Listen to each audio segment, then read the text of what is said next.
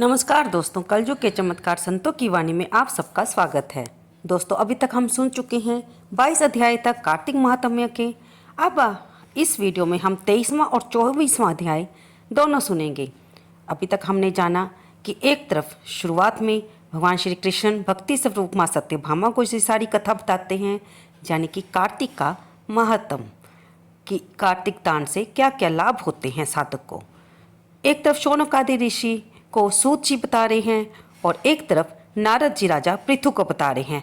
अब आगे चलते चलते हम 22वें अध्याय में हमें पता चलता है कि आगे की कथा साथ साथ में धर्मदत्त, जो कि ब्राह्मण था, जिसने तुलसी दल प्रेत पर डालकर कलह को उसकी प्रेत जोनी से छुटकारा दिलाया था, और उसे लेने के लिए भगवान विष्णु के गण पुष्पक विमान के साथ आए थे। धर्मदत्त उन लोगों से पूछता है कि ये व्रत सबसे पहले किसने किए थे, यानी कि कार्तिक का दान, दीपदान, स्नान, यज्ञ किसने किया था। और फिर आगे वह पूछता है, जो कि हम 23वें अध्याय में सुनेंगे। धर्मदत्त बोला, मैंने जय और विजय भगवान विष्णु के द्वारपाल सुने हैं। उन्होंने कौन सा नियम या व्रत किया है जिससे विष्णु का रूप मिला है। गण बोले, हे विप्र, त्रिन बिंदु की देवहूति कन्या से कर्दम ऋषि की कृपा से 2 पुत्र हुए। बड़ा जय और छोटे का नाम विजय था। उसी देवहूति के जोगी कपिल देव जी हुए थे। जय और विजय ने पूरी इंद्रियों को और वृत्तियों को भगवान विष्णु की भक्ति में लगा दिया था। इससे वे बहुत बड़े धर्मात्मा हुए। एक बार उन दोनों को मारुत राजा ने बुलाया। वे यज्ञ करने में चतुर थे, उनको देवता और ऋषि मानते थे। वे दोनों वहां गए और उस यज्ञ में जय ब्रह्मा और विजय जाचक बना। इस प्रकार वह यज्ञ समाप्त हुआ। इसके बाद राजा मारुत ने उन्हें बहुत सा धन देकर विदा किया। उस धन को लेकर दोनों अपने आश्रम में आए। भगवान के पूजन और प्रसन्नता के लिए वह दोनों उस धन को बांटने लगे, लेकिन आपस में स्पर्धा हो गई। जय ने कहा कि दोनों को समान भाग मिलना चाहिए, जबकि विजय ने कहा कि जिसको जो मिल गया है वह उसी का है।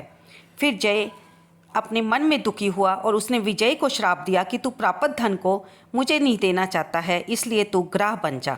विजय ने भी गुस्से में आकर जय को श्राप दिया कि तूने घमंड में आकर मुझे श्राप दिया, इसलिए हाथी हो जा। तब उन दोनों ने नित्य पूजन के समय भगवान दर्शन करके उनसे सारा समाचार कहकर श्राप निवारण की।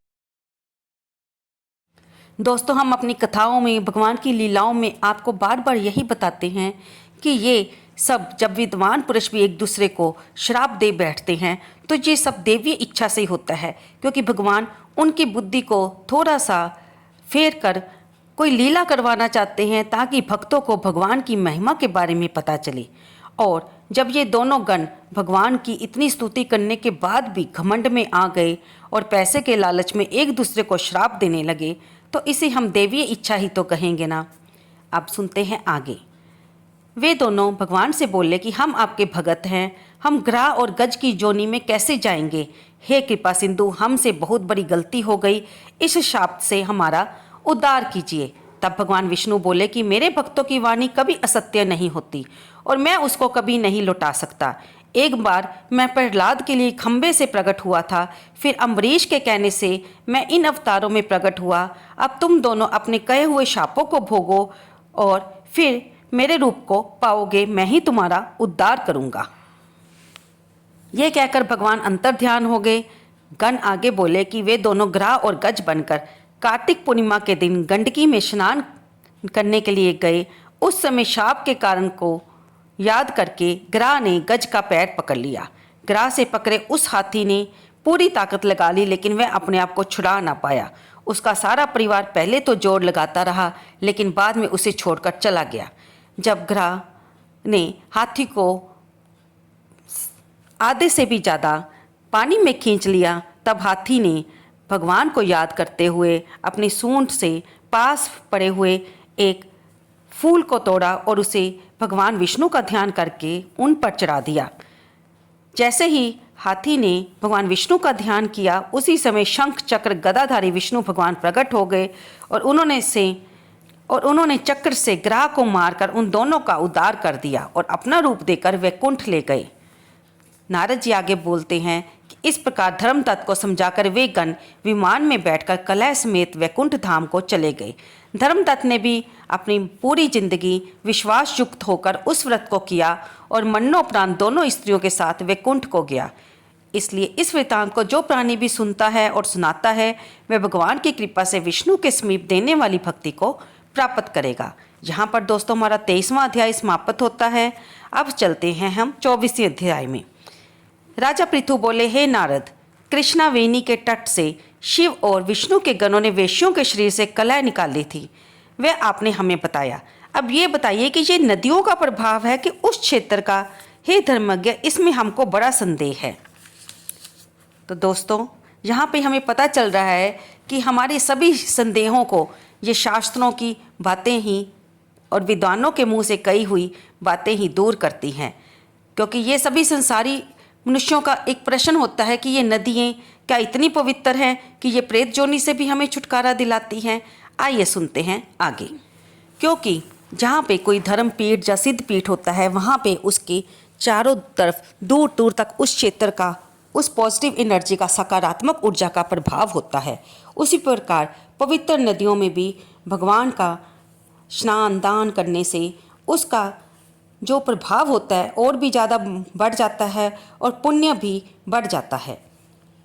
तब नारद जी बोले, कृष्णा यानी कि कृष्णा नदी साक्षात कृष्ण का शरीर है और वेणी नदी महादेव जी का स्वरूप है, इसलिए इनके महात्म्य को चतुर्मुख ब्रह्मा भी नहीं कह सकते। तो भी मैं उसके विषय में कहूँगा, तुम ध्यान से सुनो। एक बार चाक्षुष मनवंतर में ब्रह्मा जी ने सुंदर सहयादी शिखर पर यज्ञ करना चाहा। यज्ञ की सामग्री इकट्ठी करके देवगणों के साथ विष्णु भगवान और महादेव को संग लेकर वे उस शिखर को गए। ब्रह्म मुहूर्त में भृगु आदि मुनि ने उनकी दीक्षा के लिए एक सुंदर सभा की और सवरा नाम वाली सबसे बड़ी पत्नी को बुलाया।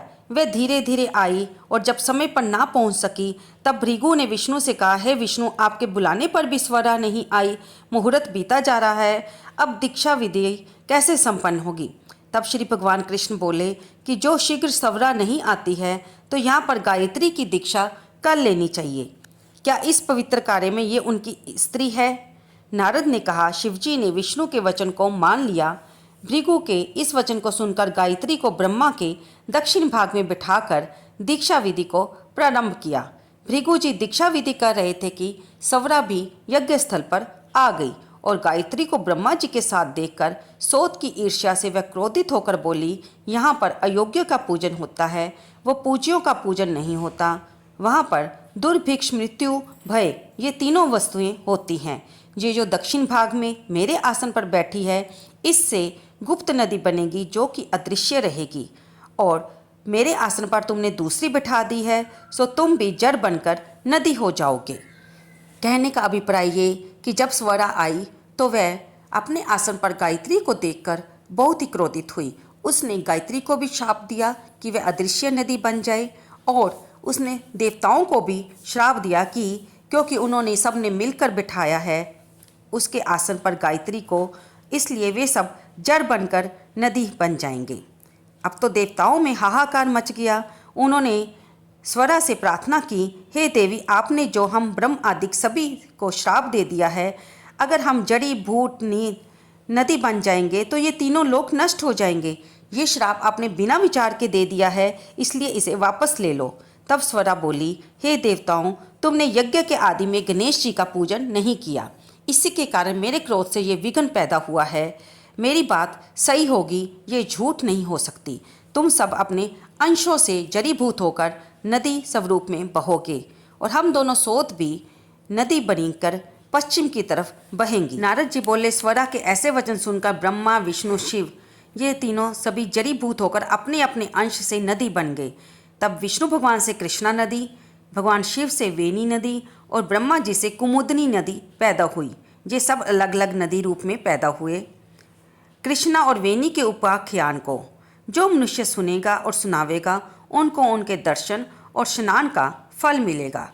यहाँ पर दोस्तों 24वां अध्याय समाप्त होता है, जिसमें हमने जाना कि जब स्वरा ने श्राप दे दिया तो देवताओं को भी उस श्राप को सहन करना पड़ा और वे ही अपनी एक अंश से नदी रूप में, वे भी अपने एक अंश से जड़भूत होकर नदी रूप में बहने लगे। तभी से देवताओं के अंश से पैदा हुई ये नदियाँ पवित्र मानी जाती हैं और इनके तट पर स्नान दान करना, दीपदान करना, भोजन करना और किसी ब्राह्मण या भूखे को भोजन कराना अति पुण्यदायी माना जाता है। आपको ये कथा कैसी लग रही है? कृपया से लाइक करें, शेयर करें और कमेंट बॉक्स में श्री विष्णु भगवान लिखना ना भूलें। इससे आगे की कथा हम अगली एपिसोड यानी कि अगले भाग में सुनेंगे। आप हमारे एक वीडियो को सुनने में अपना इतना समय देते हैं, इसके लिए आप सबका धन्यवाद। हम भी इतनी मेहनत करके ये वीडियो बनाते हैं, इसलिए दोस्तों एक लाइक तो बनता ही है। धन्यवाद दोस्तों।